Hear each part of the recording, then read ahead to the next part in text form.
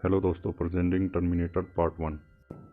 Movie की शुरुआत में हमें 2019 का समय दिखाया जाता है, जहां हमें स्काईनेट नाम का आर्टिफिशियल प्रोग्राम ने अपने रोबोट की मदद से पूरी दुनिया पर कब्जा कर लिया था और बचे कुचे लोग स्काईनेट से लड़ रहे थे, जहां जॉन कॉनर की टीम स्काईनेट को ज़बरदस्त टक्कर दे रही थी।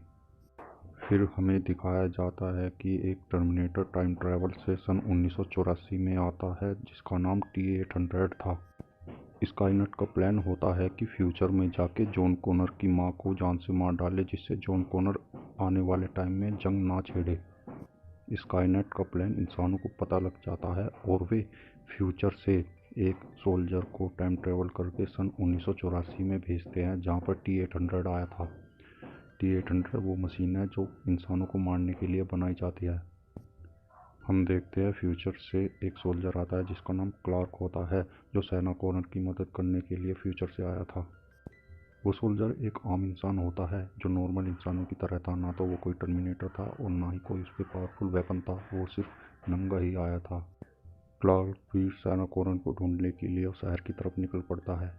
हमें दिखाया जाता है कि T-800 को भी नहीं पता था कि सारा कॉर्नर का पता कहाँ है। वह टेलीफोन डायरेक्टरी में सारा कॉर्नर का पता देखता है, जहाँ उसे कई सारा कॉर्नर मिलती है, जिन्हें देखने के बाद वो हर कोई सारा कॉर्नर को जान से मार देता है।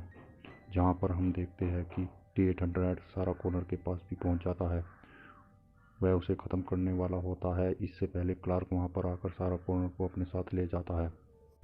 सारा कॉर्नर T-800 को देखकर बहुत डर जाती है और वो क्लार्क के साथ वहाँ से भाग जाती है। T-800 भी उनका पीछा करता है, लेकिन क्लार्क सारा कॉर्नर को सेफली लेकर वहाँ से भाग निकलता है, जहाँ पर हम उन्हें गाड़ी में भागते हुए देखते हैं। पीछे उनके T-800 लग जाता है, जहाँ पर एक पुलिस वाला उन सभी को गिरफ्तार कर लेता है। जहाँ पर सारा कॉर्नर और क्लार्क से पूछताछ होती है, जहाँ पर वहाँ का एक ऑफिसर सारा कॉर्नर और क्लार्क को पागल बताकर हिरासत में ले लिया जाता है। क्लार्क कहता है कि मैं पागल नहीं हूँ, मुझे जाने दो। फिर हमें दिखाया जाता है कि T-800 पुलिस स्टेशन में आकर सभी पुलिस वालों को मारने लगता है। इसे देखकर क्लार्क सारा कॉर्नर को लेकर चुपचाप वहाँ से निकल जाता है सेफली। उसके बाद वे एक होटल में जाते हैं, जहाँ पर फिर हमें दिखाया जाता है कि क्लार्क उससे बातें करता है और वे वहाँ पर भी अल्टीमेट होते हैं।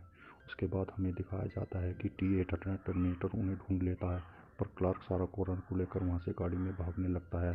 पर टर्मिनेटर उन्हें पकड़ लेता है और उनकी गाड़ी ब्लास्ट कर देता है, जिससे सारी गाड़ी जल जाती है। टर्मिनेटर क्लार्क और सारा को पकड़ लेता है और क्लार्क से लड़ने लगता है, जहाँ पर क्लार्क भी टर्मिनेटर का बहुत अच्छी तरह मुकाबला करता है। पर टर्मिनेटर के सामने क्लार्क बहुत कमज़ोर था। टर्मिनेटर क्लार्क को जान से मारने लगता है और कुछ ही समय बाद क्लार्क जान से मारा जाता है, जिसे देखकर सारा कॉनर बहुत दुखी होती है और रोने लगती है।